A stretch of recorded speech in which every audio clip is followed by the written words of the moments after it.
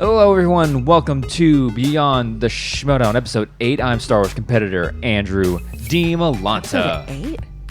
Episode 8.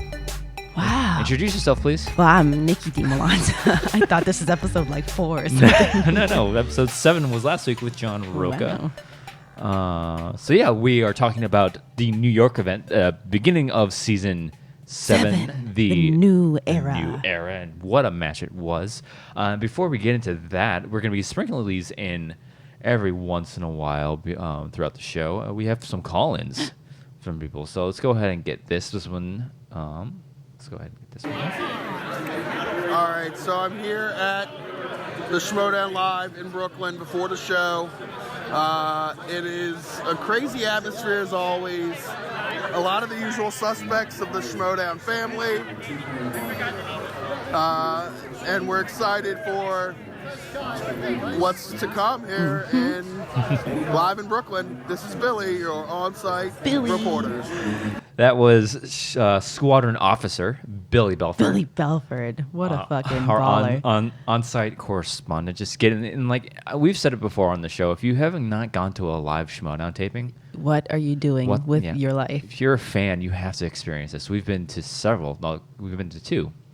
Chicago and Orlando. Yeah. And both of them have been awesome. So thank you, Billy, for calling in. We'll hear from him again later on the show. But let's go ahead and get into what we had, the undercard.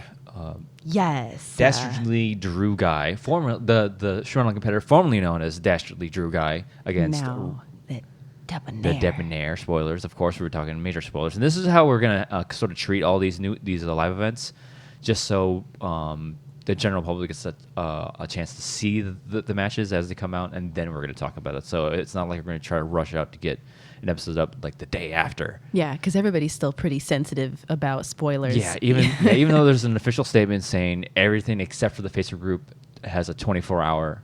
No, sorry. There's no spoiler ban except for the 24-hour spoiler ban in the Facebook group. Yeah. So, and it's been well over 24 hours, and this is not the Facebook group, so guess what? So, we're going to talk spoilers. There's several reasons why I did it this way, but it's just so we don't piss everybody off. Well, it's still going to happen. It's still going to happen, but a week, how it'll happen, live event will happen, we'll give it a week, and then the week after we'll talk about it. So let's go ahead and get started talking about the undercard. Event, we got Andrew Guy versus Robert Meyer Burnett. And this did not go the way we thought it was going to go. Well, I mean, it ultimately went the way we thought it was going to go. It just didn't happen in a manner it was closer, that we thought it would. Closer than we thought. Yeah, a bit. Yeah. So RMB came out with his one of his rookies, Mr. James White. White. You know, he did his normal R&B thing and was talking all that shit. And then Andrew Guy came out alone, cut his own promo like a baller. And so let's dive into the match. So round 1, they both missed the very last question about who framed Roger Rabbit. Yeah. So it was kind of like, oh my God, did they get a perfect round? Yeah, they could have. What happened here? But yeah, they both missed it, so it ends up 7-7. A little bit nerve-wracking to see Robert Meyer Burnett almost get a perfect round, keeping it right up there with Andrew. So round 2, Burnett, he went, I think he only scored 1 point the entire round. Yeah, because he kept not going to multiple choice. And this is either a brilliant move by him, or he just forgot everything works. Yeah. It's like, how do you just looking from a competitor standpoint, like if your manager's forgetting to go to multiple choice, it's like, how? Yeah, if the manager himself, the one who's supposed to be reminding you. Yeah, it's like, how are you going to help my gameplay if you yourself forget the gameplay? How long has it been since we've seen Burnett in a match? We saw him in that dumpster fire with Dagnino that everyone likes to talk about, right? Yeah. How long ago was that? I can't remember. It's been a bit. But he did, I think everybody looks back on that match and is like, there's no way Burnett's going to make it to the 3rd. Yeah. And, maybe he did his homework. Maybe he studied up. Maybe. Well, I don't know. I thought I heard somewhere. I don't know where I heard it. I don't know if I was listening to, an Action Industries, stream or something. But I thought that I heard Andrew Guy say something about how he was studying, and Robert Meyer Burnett was like, you you've been studying for this? He's like, yes, don't make me feel dumb for studying. I don't know where I heard that, or if I maybe had like some sort of like fever dream about this or something. But I thought that I heard that R&B was like, you studied? What a nerd. So I don't know how prepared he was. I don't know.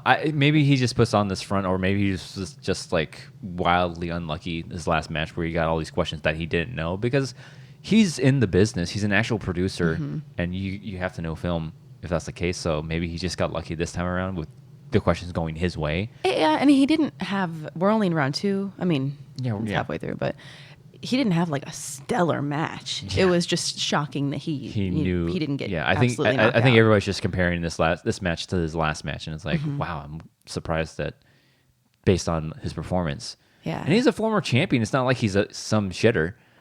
True. And granted, it was back when the IG was way different than it is now. Yeah. But still, I mean, I think people just are underestimating his abilities and his knowledge. But yeah, I think in round 2 he only managed to score one point with his questions on the very last question. His very last question. I think I might as well go to multiple choice now. Yeah. How many did Guy steal any of those points? I don't think he did, to be honest. So which was also surprising. Yeah, that's like. And he spun Nolan, by the way. So Burnett got Nolan, scored 1 point because he finally was like, oh yeah, multiple choice, even though Andrew reminded him a couple times. Yeah. Maybe he just didn't want to go multiple choice because he didn't want to give Guy the chance of multiple choice. I mean, that's a risky move. game, because if it's like, well, I don't want to give him, a 25% chance of getting the right answer, but then it's like, well, you're giving him an even bigger shot of getting 2 points from you. He's just lucky that Guy Andrew didn't know capitalize on that, or he just kind of caught him in a blind spot. Yeah. And then Guy got Kurt Russell. What? I think I don't know if he did a respin, but yeah, he ended up with Kurt Russell. Yeah. And shockingly, Burnett actually did steal 2 points from him. I don't remember what question it was, but it ended up 12-10 in favor of Guy. Obviously. Heading into round 3, it was a little bit of a back and forth, because on the 2-pointer, Burnett got it, Guy missed. 3-pointer, Burnett missed, Guy got it. Yeah.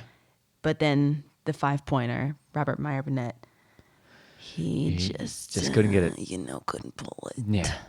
So yeah, 15-12, Guy wins. Yeah, it's a much closer match than everybody was expecting. Everybody was expecting Guy to TKO. Yeah, wipe the floor with him. Yeah, but I just think Guy was a little bit more emotional for this one. I think that might have gotten to him because a lot of people were saying, like, even though Burnett lost the match, he won the match because How so?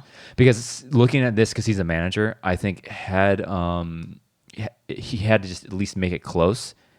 Because if he would have gotten knocked out, then that puts his competitors in like, oh man, why am I on this faction? This guy doesn't know how to play the game, right? So, but since he made it a close match, it's like then now he has, because everybody's been talking so much shit about Robert Barnett doesn't know how to play the game.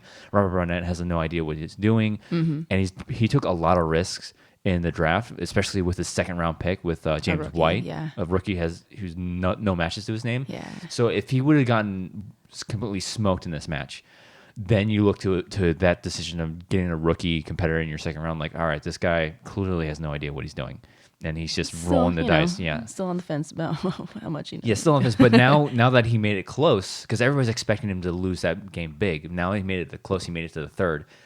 Your competitors are looking up to you now, like, okay, maybe he's a respectable showing. We didn't expect him to win, but at least he made it close. So now we have a little bit more faith in his decision making, a little more. Maybe he knows a little bit more about the game than people thought he did. So I think it's just more of a moral victory in a defeat. Yeah, and it is kind of fun to think about. Maybe it is a front. Maybe he's kind of just putting up a smoke screen, if you will. Like, oh, I'm just some dopey. I don't know. I just like to yell and I don't really know what I'm doing. But really, he does. Yeah. He, that's fun to think about. I don't know that I think that's actually the case. I mean, I'm sure he's a wonderful man. Yeah. But I'm not sure how much of a grasp on this game that he has as compared to other managers. Time will tell. Yeah, and we'll see. I mean, this is only the first 2 matches of the season. Yeah. So we'll see what happens with that. And, so far, it's the usual suspect get, no points, right? Yeah. Usual Suspect gets Oh, gets I'm 1 sorry. point. Andrew's on the Usual Suspects. Yeah. Yes. So yeah, they get Yeah. their points. Point. I think it's a point for a win. Mm. For a singles win. I gotta look this up. I got being being a competitor. I need to know how many, and especially since being points racking up and being a competitor, I need to know see where our faction is at compared to everybody else. So I really got to get that point spread in my head and seeing like, oh yeah, a knockout is worth this many points. Points lost for even when you lose a title, you get a point. So it's just one of those things that we need to. But there's no way to lose points that we know of. That I know of, I don't think there's any way, unless Christian wants to make that punishment for some kind of really bad infraction. Yeah. I don't even know what infraction that would be. You tackle somebody through a table, or For real. If you like for real tackle somebody through a table. or like the situation with Makuga, the belt ass swiping with the belt and throwing it on the floor. Maybe that's something instead of this, you can either opt to get takeaway points or suspension. So we'll see what happens.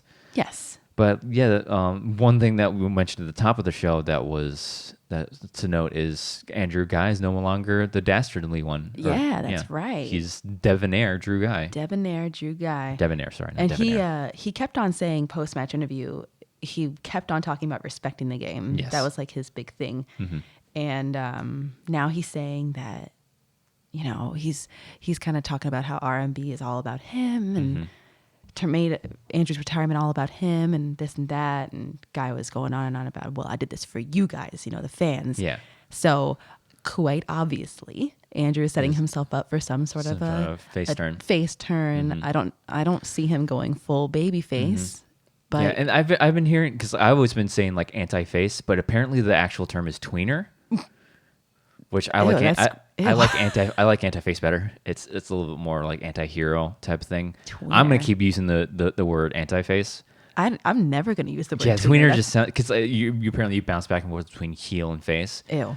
I don't like that word, so I'm just gonna go anti-face. Yeah, tweener sounds so, because babyface enough is some like why babyface? Just tweeners listen to like Taylor Swift and read Tiger Beat and stuff. That's just gross. So I'm just gonna use anti-face. Yes. So I think that's because he's having a sort of a face turn, but he's still talking so much shit in post and post game interviews and pre game interviews. He's like a face, but with a huge edge on him. Yeah, exactly.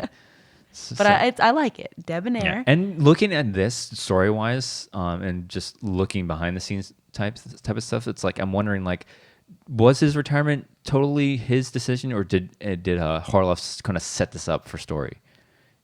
I don't know. I thought that we had heard something about how Harloff didn't know, but then again, Harloff you never know of Harloff. He's pulling the strings. Yeah, you never know when and where. Being Big Papa Palpatine in the background, just Big Daddy Harloff. Yeah, Big Daddy Harloff. Hey man, make everybody shit their pants and say that you're gonna retire. Yeah, exactly. Because it made for a great storyline. I'm gonna come out of retirement and show you what's up. Yeah. So granted, the fact that he retired for about 5 minutes. 5 minutes. The other thing that I like is that in his post-match interview, he kept calling Kalinowski Chance's teammate. I thought that was great. Because don't they play Corruption next? I don't know. But I gotta look at that the would be official pretty schedule. great. They might, because I'm not sure why he would keep on talking about Corruption. Now I feel like I think that because they lost the tournament and Corruption lost the belts, so it makes sense for the number one, basically the people that lost the number one contenders and the people that lost the belts to go up against each other. Yeah. So I'm excited to see Guy and McQueenie go up against Chance and his teammate. So moving on to the second match. Oh, before we do that, okay. we have to go back to our on-site correspondent, squadron officer, Billy Belford. Hey, Billy. He called in after that, so let's see what he had to say. So we had our first match of the night. It was Drew Guy versus Robert My Burnett. And more of a closer match than a lot of people thought. Mm-hmm. Yes. Drew Guy takes it. We'll get their reactions later. This is your on-site reporter, Billy Belford. What a baller. Baller squadron officer. Shout out to Billy, man. So, and spoiler alert, that's the only call-in we get from him after that. Oh, no, really? He doesn't call in anytime after that. I'm sure he's so, because like, again, a live event is so hectic and so, like, I imagine he just forgot in the moment. And no shade, Billy. I mean, I would completely understand why you weren't I would able. have forgotten too. Yeah, because drinks are flowing. You're around great people. You're around a great atmosphere. I would have forgotten too. Yeah. So I mean, and if any of our listeners want to do this, any of our members of the squadron want to call in and say, hey, get reaction from either we would love reaction from fans too, like fans of the show, fans of the Schmoedown, and I imagine he tried to get competitor reactions, just couldn't get around to it. It's crazy. It's crazy. So like, if anybody wants to do that, any of the listeners, any of our squadron mates want to do that, that'd be awesome for live events. Yeah. But so let's go ahead and get to the main event of the night, the triple threat match between Bibiani, Brendan Meyer, and Dan Murrell. Dan Murrell, faction mate of the Finstock Exchange. Oh yeah, it'd be awesome. So Coy did a promo, obviously, for both of his boys. Both at the same time. So at the same time, and Dan, he didn't need to make a promo. Dan doesn't need a promo. Got nothing to say. His game speaks for itself. Yeah, he came out with Ben and BC, but no promo, and it's just like you don't need it. No, I don't need it. I'm just here to kick asses. Yeah, and this was a great match. It was. This is such a good match. It was, and it definitely showcased how the dynamic of this season is going to be different. Yes. Like, if we've never seen Brendan Meyer, he got face of the year, baby face of the year at the awards, right? Yeah. Every baby face award possible, he got it. Yeah. And even he was like, wait a fucking minute. Don't you challenge that. I got that. And I said this to you off air that I think Brendan Meyer has like the biggest like mean dog fit, like one of the resting best bitch face. He has a resting. I got that too. Yeah, you watch him on backstage, and he's just when he's sitting waiting his turn to speak, he has this ridiculous mean dog face. I'm like, wow. if you would like give him the right outfit, the right persona, let him hang out with Kevin Smets a little bit. Yeah, and then he would be really intimidating. I would say. If you give him the opportunity to give a heel turn, just visually his face would. It's hard to imagine because he's just so sweet. Yeah, I know, but like I think he can pull it off really well. He might, especially being a professional actor. It would be interesting to see, but yeah, it was pretty funny to see him even get real heated. Yeah, he got a little spicy in that match when Ben came on stage to challenge that one question. And he's like, "Come on, we'll get to that question." Yeah, we'll get to that. So round 1. Bibiani got a perfect round. Only one. He got the perfect round and he got the bonus. Yeah, and I think that's like, I can't remember how many times he did. Yeah, Frankie did some sort of analysis of some sort. And but like he's one of those rare competitors that has several perfect rounds. Like I think like up to upwards of like 4. Yeah, 4 or 5. Fantastic. That's ridiculous. He's amazing. So at the end of round 1, Murrell and Meyer, they both only missed one question. And if I'm not mistaken, it's the only question the two of them missed for the remainder of the match. Yes. Each competitor only missed one question. It's just a matter of where they missed it. So, yeah, Meyer and Murrell both missed a question. So they finished at 7. Bibiani got the perfect round with the bonus question. So it was 9-7-7 in favor of Bibiani. Yeah. Going into round 2, Bibiani defers to Dan defers to Brendan, and Brendan got horror. Yeah, and this is where, like, usually I say, like, if you're in anything other than a head-to-head, go first. Because it's less opportunity for you to get a category. A shit category. Yeah, so, like, if I was in a triple threat or a fatal five-way, I want to go first because then it's more opportunity for me to get a category that I want. Yeah. In this case, in the singles division, and especially how broad the categories are, I say, like, yeah, that's a good idea because then it's more opportunity for the shit categories you don't want to get off the board. So I think that was smart of both Dan and Bibbs to defer to Brendan. Yeah. It's still scary to go first, though. It is. I feel like if I were ever to compete, I feel like I would always like defer. A guy said, like to play from behind. I feel like I would do that. Yeah. Because I feel like I would kind of like to sit back and observe and see where I stand. You make the points. Yeah. I mean, granted, you want to do your best regardless. It's not like, okay, well, I only need to get this many questions. I don't have to try as hard. Yeah, but it's kind of nice to see exactly what you need to do. But that might also still be kind of scary. And that's why competitors always go second because, like, say, like you go first and you're like, oh, I need to go. You have to go to multiple choice once or twice.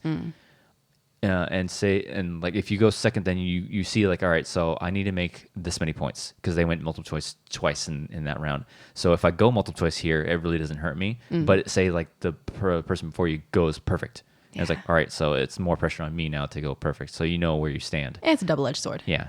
You know, I mean, you're going to want to get as many points as you can regardless. Yeah. So Bibiani made an interesting play during Brennan's round with horror. So there was a question, I don't remember what movie it was, but it was like it was a question about a demon that possessed somebody. Yeah. And Brennan answered it one way, and Bibiani, and he challenged. Did he get it right? No, he got it wrong. Meyer got it wrong. He got it wrong. Bibiani that's what it was. He got it wrong, but then Dan and Bibiani stole it. Yeah. But then Bibiani challenged it. Pulled a he pulled a Madachi.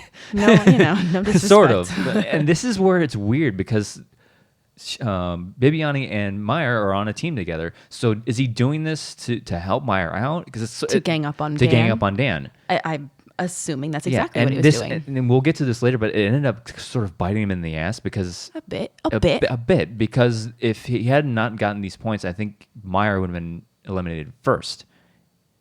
I didn't do the math. Yeah, I didn't do the math, but like it ended up sort of biting him in the ass. Maybe a little bit. Yeah. But it was an interesting play. Yeah. And I am fully assuming that it was kind of like a solidarity thing. Yeah, it was more it was helping his teammate out and more colluding with his teammate because Meyer said this on backstage where they sort of took the because there's new they're calling it the Kalinowski rule where you can only put a category you want onto the wheel 2 times in a row. So say like I'm in Inner Geek Time, I want to put Star Wars on the board. I can only do that 2 times in a row, and I have to wait another match to do that again. So what they did was Meyer took a strength of Bibbs and he put it on as one of his categories, and Bibbs took a category that Brendan was strong in and put it as his wheel size. Fantastic strategy. And the strategy, but that's the thing is like, are they allowed to do that? I mean, what would prevent them from doing it? And like I think somebody said like, yeah, that's so much collusion going on. They shouldn't have been allowed to do that. I mean, it is what it is. It is. There's no rule against it. If you are, that's just that was just luck of the. It was kind of like luck of the draw. Yeah. Because if you're on a team, but you're also an individual singles competitor too, and you happen to get into a 3-way with your teammate.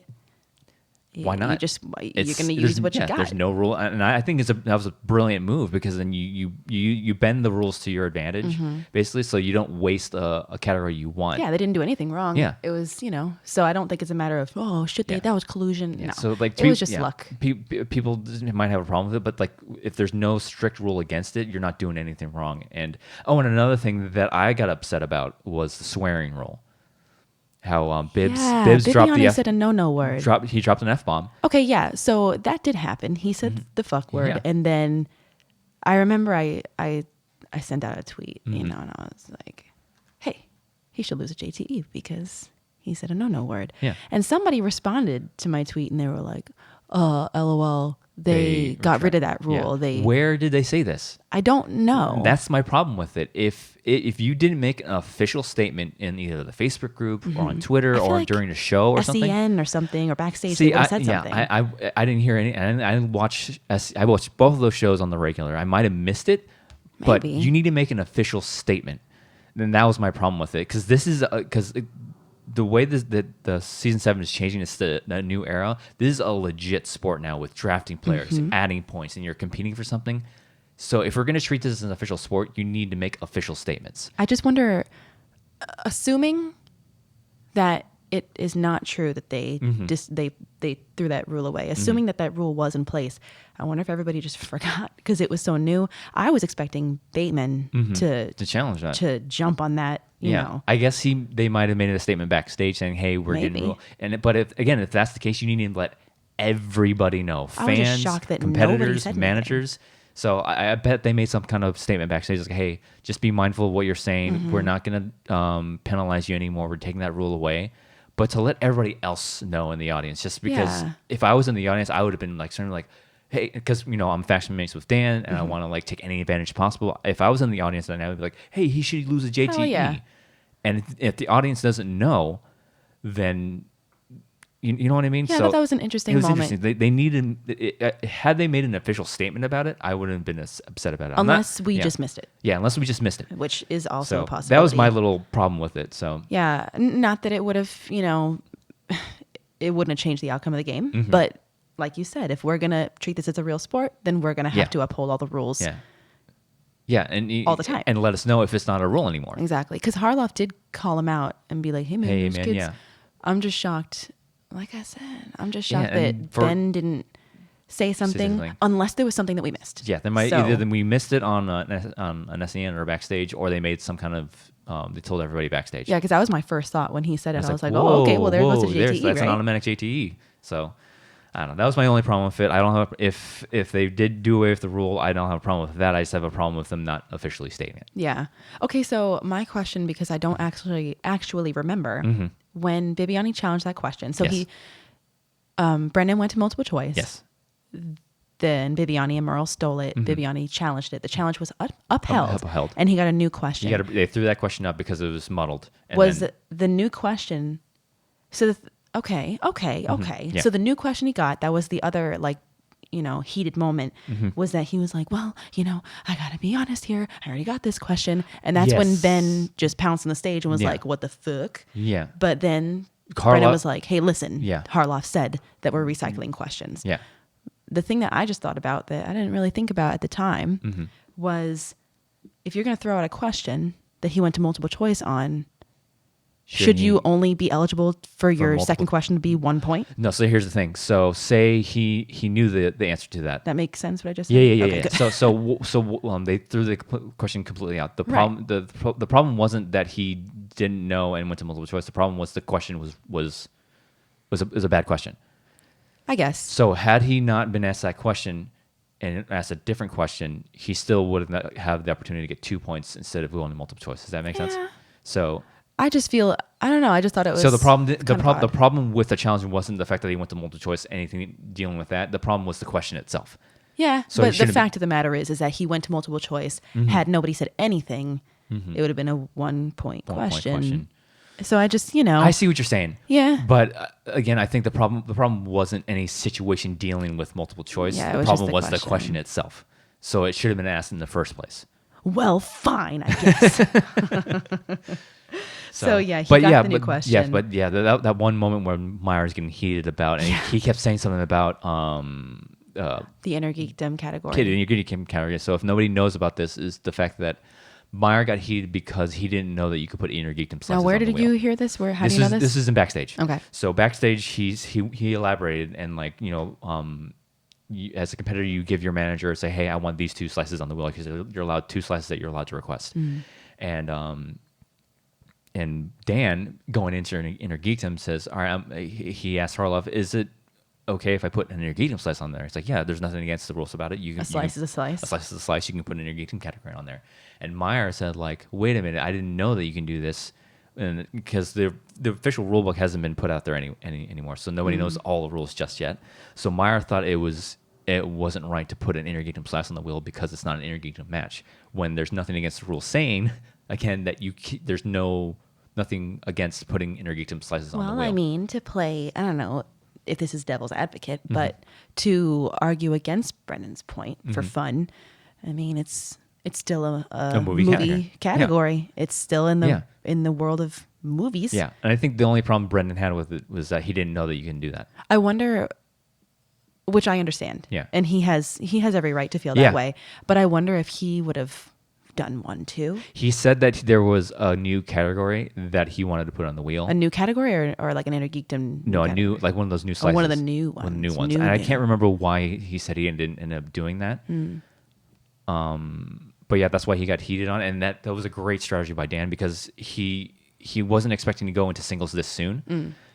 He wanted to give it a time because he wanted to focus on Inner Geekdom. This allowed him to still focus on Inner Geekdom get up on an edge in singles, because it's an Inner Geekdom slice. Middle Earth. He put Middle Earth. Inner Earth. I've never seen Lord of the Rings. It hurts me every single day. I mean, they're like 5 hours long. 4 hours long each. And I was exaggerating, and I wasn't that far off. Wow. And also, the extended cuts, I should big say. gross spider. No thanks. I'm good. I mean, that's a whole sequence. I don't blame you. Yeah, exactly. Fuck that. I'm not going to watch a movie with a gigantic spider in it being gross. I mean. But yeah, that was a great move by Dan, I think. And that's why Meyer got upset. But that was a great moment, because it was great to see the passion coming out of Meyer. I said it on when I was on Chill Day Action this week. this past week. Little plug right there. Yeah, Well, thank when you, I was thank just you, on thank you Chilled again for Action. Chill Action for having me on the Action Army. Yeah, they're Call to great. Action. So I went on 2 of their shows. I went on Chill to Action and AAA. If anybody that has a podcast wants to have me on as a guest, I will fucking do it in a heartbeat because I have so much fun on those shows. Yeah. Just talking Schmoedown, talking Star Wars. It's great. So, and they want you to be on too. Yeah, when Andrew was on Chill to Action, the 1st Mm-hmm. one that he was on, it was at what time did you go on? I went on 8:30?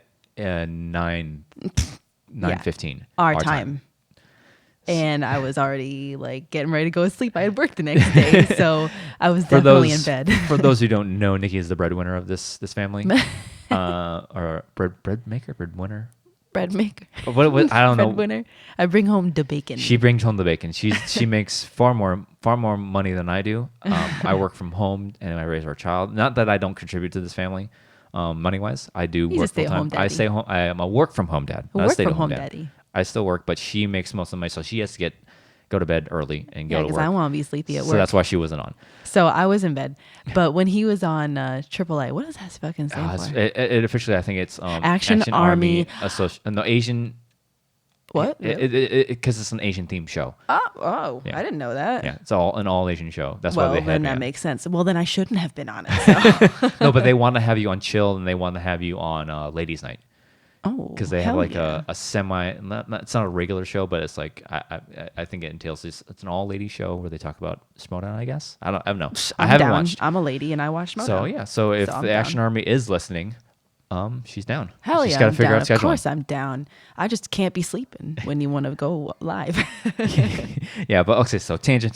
So really, what I'm saying is that players play differently now. You can see that in Meyer and Bibbs getting heated in the matches because like they're not just playing for the love of the game anymore. They're not just playing for themselves. They actually have a faction that they have to play for. Now, since there's going to be a reward at the end of the season. Yeah. So you could see that in Meyer getting so intense, and obviously Bateman coming on stage really doesn't get to come on stage. So you see that shift now, and I think that's just really awesome now. But so we went on tangent. So yeah. let's bring it back to the actual match. So that wraps up Brendan's second round. Mm-hmm. Then we go on to Dan, who spins Natalie Portman. Decides to stay with it. Yeah. And he fucking crushed it. He got a perfect second round. He didn't even go to multiple choice, if I'm not mistaken. No. No, He went, so he went he perfect just- in the second round. He just crushed it. So not much to say about that, other than he Dan Merled his second round. Yeah. So then Bibiani spins, and he gets Oscar movies, a strength of his. Yeah. And shockingly, Dan and Brendan both got a 2-point steal from him. Yeah. And if Bibbs didn't challenge that one question with Meyer would have missed one. So he would have missed 2 overall in the match. But that challenge, Yeah, it kind of erased. kind of miss. erased that miss. And so with that miss, with Bibiani, that means that all 3 of them missed one question, and I believe that's it. That's it, yeah. Because then we get to the third round, Yeah. and everybody hits their 2, 3, and 5. Yeah. So, Wow, spoilers. So round 3,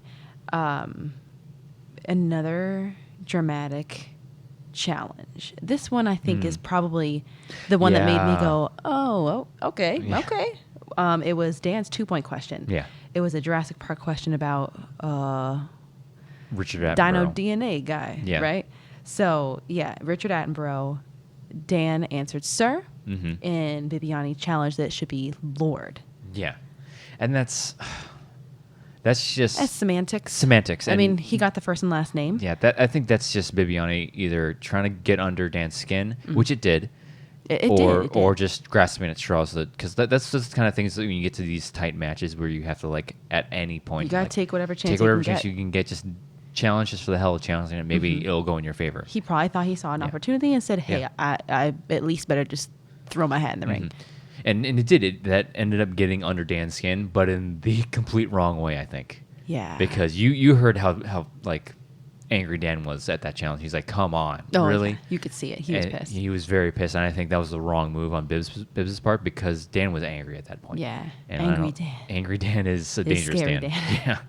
So Dangerous Dan Morrow. yeah, exactly. So like, I think it ended up backfiring. Not that it really wouldn't have made a difference at this point, Yeah. because he always knew his answer. But now it's just like, all right, you just pissed off the goat. Yeah, but you can't knock him for trying. Yeah. Because, he's trying to win by whatever means possible. And he wasn't doing anything dirty. He was just, It was just thought he saw an opening and tried to step into it. and that's just the question, is like how with like names like this, like we've seen it coming up in the past with like movie titles with like The Thing and Thing, and it's like we're like, and you can argue it's like, yeah, because there's several movies like Thing and The Thing and things like that. When you get to the point of like, say like an actor is actual doctor, with like Ken Jeong, like, are you gonna knock the guy a point for not saying doctor? Whatever his name is, Ken Jeong. Yeah, sorry. so it's like, oh, so if you go by that point, and somebody goes, oh, it's Ken Jeong, and then somebody's go, oh no, he's actually a doctor. It's like, who gives a fuck, really? Yeah, it's like, I wonder what would have happened if Dan had just said Richard Attenborough. Yeah. I wonder if I think Bibiani it's would still- still have challenged and said, hey, you didn't put his title in there. and he still would have gotten it right, because it doesn't matter, because it's just the Sir is just a title. Yeah. It's like, But I mean, I'm not knocking Yeah. him because you know- he was trying to do what he had to do. It's just one of those things where people are arguing in Bibbs' favor. It's like, oh, he's right. He should have gone. Didn't they do the research? And at the time, Yeah, he was and a that's sir. also semantics. It shouldn't matter if it's Sir, Lord, or just his name. Yeah. So, I just think that it's almost a petty challenge, and again, I don't knock him for doing it. Yeah. Because like, again, you got to try to get any, especially when you go against somebody like Dan, and now how well Brendan is doing. You got to watch out for him as well. So you got to get points wherever you can get them, and get points taken away wherever you can get them. Exactly. The thing that makes me upset is all the. I feel like Bibiani's taken a lot of heat. Yeah. For this, which I don't know. I feel like it's a little unjustified. Everybody's like, "Whoa, that's a heel move." What are you trying to be a heel? I don't think it's a heel move. It's I not think a heel it's move. It's just I'm trying to win the fucking game yeah, move. Yeah. Like Bibiani, I mean, even if he wants to be a heel, it Yeah. doesn't matter. Challenging a question doesn't make you a heel. And he also got shit for after what was it, his first round? He gets out and he walks out in front of the tables and he's like, and he starts like cheer me on. That's not a heel move. That's He just got shit for that. He got shit for that. It's like, why are you giving a player shit for he got another perfect round. He should be doing shit like that. I mean, I'd be all over the stage too if I got a know. perfect round. Exactly. I mean, So it's like, why are you giving? And I don't get all this heat towards Bibbs I don't know. for shit like that. And it's like, no, it's just Maybe it's because he dances the line between face and heel. I don't think he does. I just think it's just passionate, being a passionate player. And sometimes his humor is kind of dry. Yeah. So maybe it kind of comes off as him trying to be a I don't heel. get it, I don't know. But I feel like it could be, people could see him as tiptoeing the line between one and the other, Yeah. and maybe they're just like, make a decision. And bringing up that stupid tweener word Oh, again. no. I Ew. don't see him as that. I don't see him as an anti-face either. I see him as a pure face. And Roka's one of those two where like he has those like heel tendencies, but like he can be an anti-face or a face, but it's just when he goes full Roka, he does have those kind of heel tendencies. Yeah. Right. But I don't see that with Bibbs at all. No, I don't either. And and I think people like look at this match and it's the first time they're actually getting really passionate again, because again they're playing for their team. Yeah. And people might see that as like, oh, they have these heel tendencies. Don't be a heel. It's like, no, it's just they're being passionate. Yeah, and it kind of makes me sad because I read it as passion, like you said. Yeah. And it's kind of like, hey, listen, fan base, why are you shitting on somebody for being so into this? Is that not why we love this game? Is because people are so into it and the love of the game? Like, let's not punish somebody for being into it. If Bibiani, if that's how he gets it, that's how he's passionate and that's how he's expressing it, enjoy the show. Just sit back and enjoy the fucking show. And this is something that Christian has brought up too. That like, and to flip it on, like, it's not always the fans' problems. It's also the competitors take it so personally sometimes, because Christian said that he wants competitors to stay out of strongly suggests that competitors stay out of the Facebook group. Yeah. And it's hard for us as well, because we were fans first. A lot of these people that are in it right now, like the Rokas, the Bibianis, and the Merles, they've been in it since the beginning, so they've never really experienced this thing from the the fan side. Almost like we're different because we started out as fans, and we just happen to be lucky enough to be become part of it as competitor, as a competitor and somebody that sees the competitor, and we get that other side of it now. So I think what the competitors have to be mindful of is like, yeah, people can oppress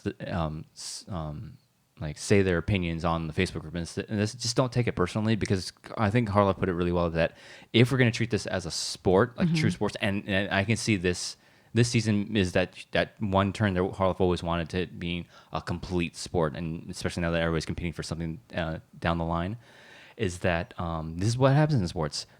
Tom Brady, arguably the greatest quarterback to ever live. I still fucking hate him.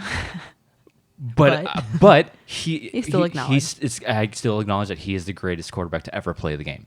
I really heard him to say it. Yes, and that helps. And yeah, I hate that. He's probably a really cool guy.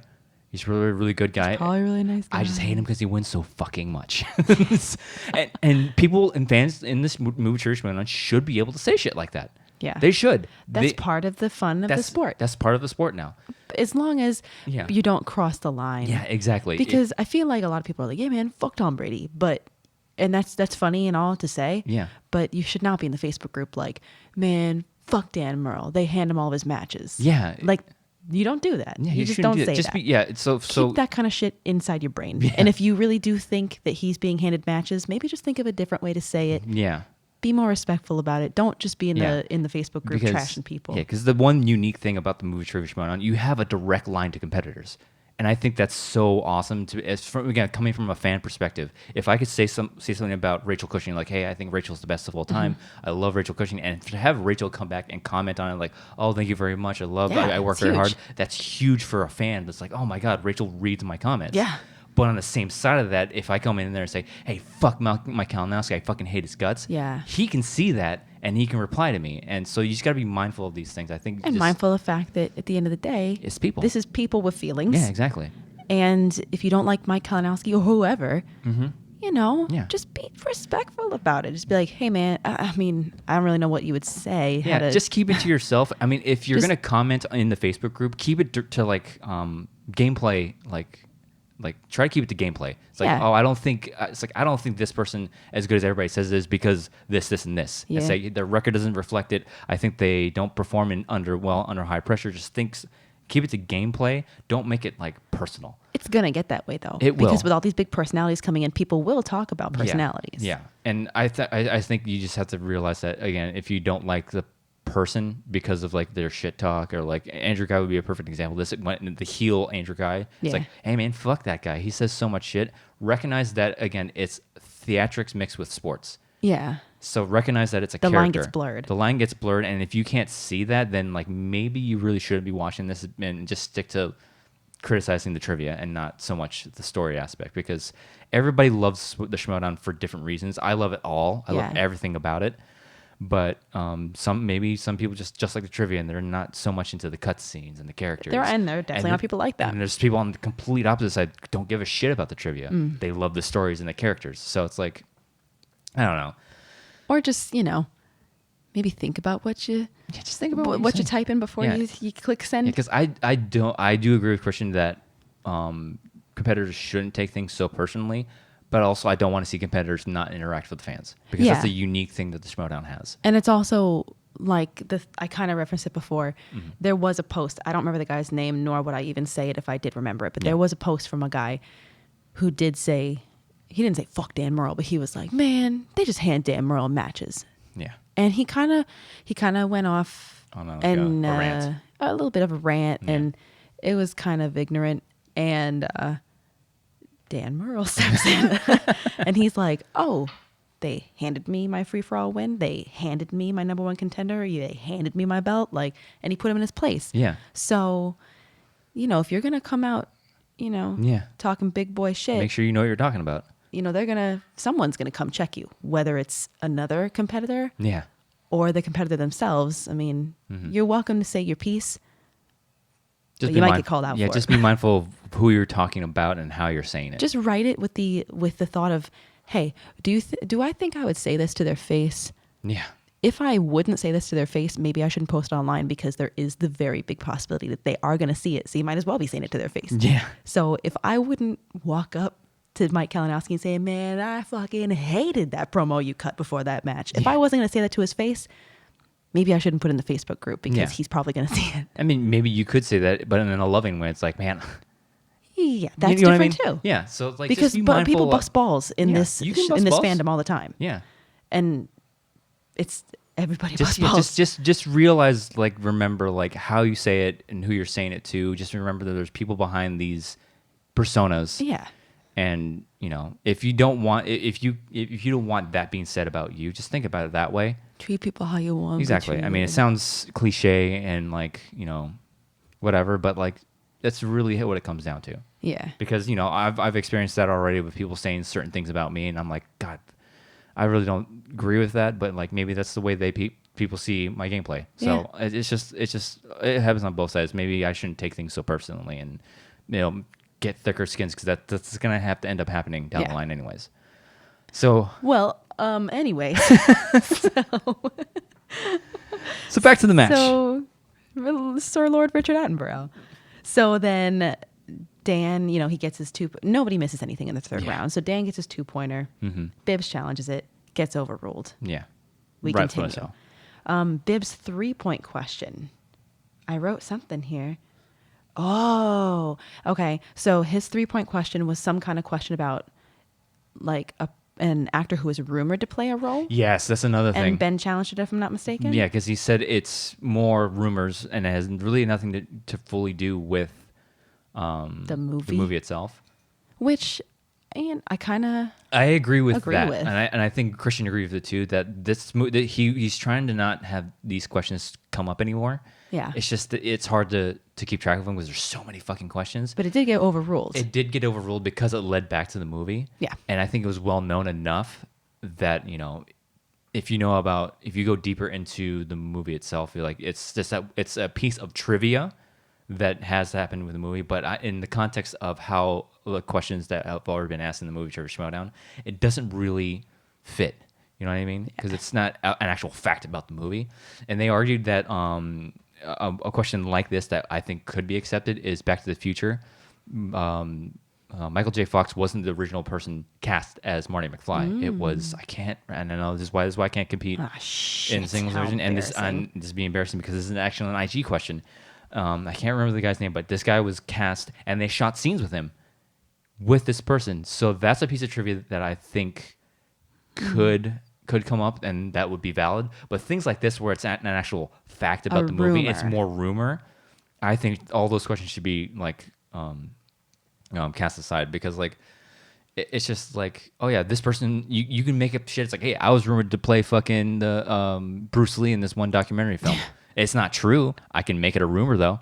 I started the rumor, so it's a rumor. Yeah, I started the rumor, so that's correct. I was rumored to play this person in this movie. So it's like, it's one of those, where do you draw the line? Yeah, it's type kind of of a things. shaky question. So I do agree with, like, questions like that should be not even asked, because it's not a factual thing about the movie. And I wonder if they overruled it because they were like, oh my God, let's just fucking get through this match. Yeah, because, well, I think they overruled it because Bibbs got it right. If he would, if he would have gotten it wrong, if he would have got it wrong and Bibbs would have challenged, like, hey, that's not really a factual question, they would have thrown that question out and asked him a different one. But the fact that he got it right, and he got it right really fucking quickly. Yeah. So I think that's why, and I think they're just tired, because that's like the third challenge of the match. They're like, God, fucking just all right, already. let's just fucking get this show on the road. We're almost there, home stretch. Yeah. So everybody got their questions. Dan got his 2. Bibbs got his 3. Everybody got the chance to get through their 2, 3, and 5. Mm-hmm. And, you know, Dan just, he got a thing about a movie quote, and it was, say anything or something like that. That's a tough category in any division. Yeah. It's quotes are like just so hard to get, especially in the singles division. God, because there's only about 8 bajillion thousand zillion movies. It's a little easier. And then you can argue in Star Wars division, it's probably the easiest to get them because you only have a certain number of movies you have to watch. But like in singles, how do you? I can't from anything. I cannot wrap my head around movie quotes in the single division. Yeah, it's so hard. But I think the caveat to that is like they're famous quotes. Like you can see like famous movie quotes like round up the usual suspects, or things like that. Yeah, that come up. You don't get like these off the ball, like deep cut quotes very rarely. Yeah. So I just don't understand how they. Yeah, I don't either. I wonder how many like Schmoedown competitors in relationships have ever had like an argument with their significant other, And they're like, motherfucker, I asked you to take the garbage out and you can't remember to do that, but you remember what fucking year Richard Attenborough was a lord and a sir? Like, I wonder how many people have had that that moment. That's a good point. Let's ask people like Let's ask Shannon and Mike. Shannon, Mike. Let's ask Mara and Merle. Yeah. Who else? It's Oh, like, there's how another. do you know that There's stuff? another couple, but I don't think they like putting it out there. You know what I'm talking about? So Awkward. yeah. Cool. Let's move on. So yeah, it ended up being 27 Dan, 26 Brendan, 25 Bibbs. Yeah. So Dan took it. And also one of our favorite parts of this match was the post interview when Kate was talking to Dan and she was like trying to compare him to, you know, great people in history. And she's like, Michael Jordan, Abraham Lincoln, Dan Merle. I get Michael Jordan, but Abraham Lincoln? Abraham Lincoln. I mean, is she saying that he's the best president of all time? I don't know. Maybe. Maybe. I mean, I'm not a history buff, so It was just yeah. so random. So, but Kate's hilarious. God, she is. But it was a great match. It was very such tight. a good match. Yeah. And obviously, we're happy about it because, you know, faction. Faction, yeah. Finn Stock Exchange, Dan Merle. This is the, like, if we weren't in this post-draft era, if I wasn't on this faction, I would be like, oh, cool. I'm rooting for everybody because Bibbs deserves another shot at the title. Just rooting for a good match. Yeah, I'm just rooting for a really good match. But since Merle is in the Finstock Exchange, we were so excited when he won.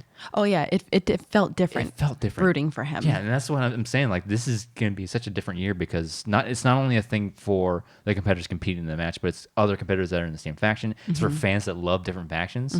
So it's gonna be such a pure sport now. Yeah. And it's awesome. It's going to be great. It's so good. And let's just, like, coming in February, Dan versus Bateman is going to be awesome.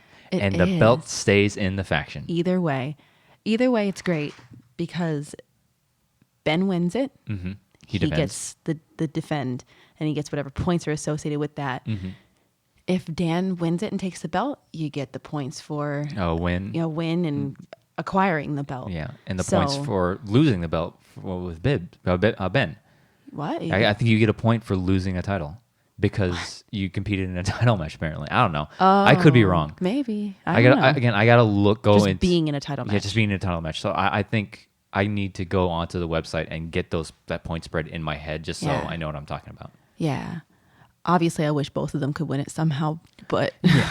Can we say, like, the Finstock Exchange is, like, 3/4 of the Atlanta event because we have Emily Rose Jacobson going up against Alex Damon making his Inner Geekdom debut. And then you got an all Finstock championship match, baby. Hell yeah. It's going to stay with us no matter what. Stays with the faction no matter what. I'm so excited about that. Yeah. So it's like, I don't, you can't be like, oh man, I'm rooting for this one over this one. I'm just rooting for the Finstock Exchange. And I'm going to win either way. We're going to win either way. And so let's talk a little bit about that match coming up. We got a little bit. We have a whole month until that shows up. Yeah. Who do you see winning the undercard? Emily versus Alex. That's a really hard question to answer because it's been a long time since Emily's competed. Mm-hmm. That could be to her benefit, though. It could be to her benefit, could be to her detriment because there's ring rust. Mm-hmm. But like you said, you made a point earlier somewhere that, she's had all this time to prepare. And like the difference between her first and second match is like, wow, she's putting in the work. And that's what I'm saying, that gap between her last match and this one, she has all this time to study, all this time to prepare, and she has this amazing faction behind her. Yeah. So I'd like to go back and watch her last match just to remind myself because I feel like it's been a really long time. And we don't know how Alex is going to perform. We don't. He's a total unknown in IG. And I don't know, like, what his knowledge base is. I know, again, in the last episode I told, like, this is what I think his strengths are. But we don't know. Like, I've never really heard him talk about anything but either Star Wars or Indiana Jones. Yeah. That's really it. I mean, we've talked about Lord of the Rings in passing, like, for a brief minute. And that was just like, oh man, the books are fucking long, and I love this fucking movie. And that's all we said. So it's really, I think it really comes down to how Alex can perform, and if he spins Star Wars or not. Yes. If he spins Star Wars and gets Star Wars in the third round, it's gonna be a big old uh-oh. It's pretty much going to be like, oh shit. Yeah, but it would only be a a small number of questions. So it's not like, it's not going to game over right there. But it would definitely be, shit. It's just a less possibility for Emily to steal any points in the second round. What is Shakira doing back here? We got the Super Bowl on in the background. Shakira's got like rope around her wrist. What the fuck is happening? What are you doing? She is a queen. So yeah, I don't know because I mean, look at her. My back's to the TV. I'm actually focusing on this. So I mean, how can I not look at that? She's twirling a rope above her head. It's crazy. But yeah, I don't know. I'd like to go back and rewatch Emily's match. But even then, I don't know how Alex going to do in IG. Everyone kind of just assumes that he'll do well, that he's going to dominate because of how dominant he is in Star Wars, and that's like he that's could. That's but one he could category. bomb. That's one category in a category. slew of I think it's 20 categories. I think he could come in there and he could dominate, or he could go in there and he could get demolished. torn apart. Yeah, that's the thing about it. I mean, he's not a rookie. That's the thing about somebody who's new to a division is that you have no idea. Yeah, exactly. So, I mean, just for loyalty's sake, I'm going to pick Emily. Yeah. And then we have to go talk about the best. And then the main event with Merle against Bateman. Yeah. That's an interesting fucking match. It's going to be... Because Dan has a chance to go... It's going to be a big one. 4-time singles champion. Yeah. And the fourth person to be double belted in the history of the Schmoedown. Because first was Levine, next was Rachel, then Kalinowski, and now Dan Merle. Yeah. So he has an opportunity to be the fourth person to be double belted. And then try to get that third one. And then try to go for the third in IG. Yeah. That's insane. And another thing to think about is that Dan has never lost in a live event, including the free-for-all. True. In every live event that he's competed in, he's always won. True. So that's very interesting. I think going into that and just seeing like how much of a win. Granted, this win streak is going to be have a little bit of asterisk because of the time between Bateman's last match. I actually do, in the very slightest, think Bateman can pull this out. I really do. Absolutely. Because like it is hard to go against Dan with everything that he has going behind him. Mm-hmm. But it would be a crime to underestimate Bateman. Yeah, Bateman has what it takes to take Dan on and take him out. Mm-hmm. And the fact that it's at this point it's all about legacy for him now, because. Yeah. And the other thing that I find interesting that I'd love to ask players about who are part of I mean, I know that Ben and Dan have never been part of a team. Yeah. But they've obviously been working closely enough. Yeah. That Ben could be comfortable managing him in Dagnino's absence. Yeah. So that's something that I find interesting is when people who know each other very well go against each other. Yeah. Like, are you going to use that knowledge as leverage against them? You have to. I mean, you have to. I mean, you got to do what you got to do to win. So I don't know. It's just interesting to add that element to it, because if Ben knows Dan well enough to say, oh, yeah, you should stay with Natalie Portman, or no, you should spin again, that kind of thing. He'll know his weaknesses. Yeah. So it's an interesting element to add to the match. That is.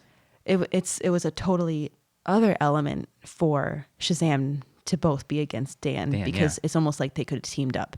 But here you got two people going one-on-one, and I want to win. He wants to win, So I don't know. It's just an interesting element. It is. And it's almost like a toss-up. Like it could be decided by 1 point. It could absolutely go either way. It can go to like sudden death. It could be one of those matches. Mm-hmm. So if you're in the Atlanta area and you have the means, you should go and go to schmoedownlive.com. Get those tickets. It's going to be a banger. It's going to be a banger. It's going to be awesome. So I think that's going to do it. Oh, wait, no, actually, we have one more call-in, actually. So before we head out, I would like to play this one call-in from a very special somebody. Let's go ahead and play it. Hey, Nicki and Andrew, this is John Mariano. I am outside of the Graham. This is the after party for the New York show. And we just watched an incredible match. And I can't give you many spoilers because I don't know if you guys are doing spoilers or not. But let's just say, Stock Exchange. Hell yeah. Hell yeah. So, how you guys doing? Oh, good. I'm not really sure what to ask you because I don't know if we're talking spoilers or not. We are talking spoilers, John. But if you guys want to talk spoilers, I know a guy. Give me a call. We'll talk. Miss you guys. Aww, Star Wars rocks. I need another X-Wing flight entrance or maybe a Millennium Falcon. Ooh, we'll see. Does anybody else here want to say hi to Nicki and Andrew? Hey guys, this is Eddie, Haskell 420. Haskell. What's going on? All right, that was Eddie. okay, we're running out of time. We'll talk to you later. Thanks. Chrissy, say hi. Bye. Bye. Oh my god, I love Mariano. He's such a cool such guy. a cool guy, and like he DM'd me after he posted like I was drunk, so I was hoping that would get you guys to laugh. I was like, anytime Mariano you want to call into the show, go ahead and do it because you fucking rock. Yeah, man. Love the support. Can I just say like this is such a great community. Oh my God, I every love it. every minute that we're about part of this community, it just gets so much better. Yeah. It's so cool. So yeah, if anybody wants to call in, say something stupid on Anchor, you just send us a message on Anchor. It'd be awesome. And I'm shocked because I would not have guessed that he was drunk. He sounds very good drunk. So kudos to you, John. So I think we're just gonna wrap it up now here. Nicki Dimalanta, where can they find you online? I say things on the internet on Twitter at Dimmy, DIMMMYYY. For me, you can follow me on Instagram and Twitter at Drew Dimalanta, DIMALANTA. You can find us on YouTube. You find this podcast on YouTube at videosbyandrew.com. If you are listening to this on YouTube, give us a like, subscribe to the channel. There's gonna be a new segment for Star Wars coming up in the next couple of weeks. Not gonna reveal what that is, but if you love Star Wars, It's going to be me talking about Star Wars, drunk as hell. that could be coming on down the line too. But if you do love Star Wars, you love to hear me talk about Star Wars, I can talk about Star Wars for hours. Hopefully this will get more content on the channel Star Wars wise. So go ahead and check that out. Again, videosbyandrew.com. And also check out our Patreon. Just go to patreon.com/Andrew and Nicki, NICKI. We have some exclusive content going to that, so please become a member of the squadron and donate to the Patreon. Yeah. So, as we close it out, thank you so much for joining us on this latest episode of Beyond the Schmoedown, and we'll see you guys next time.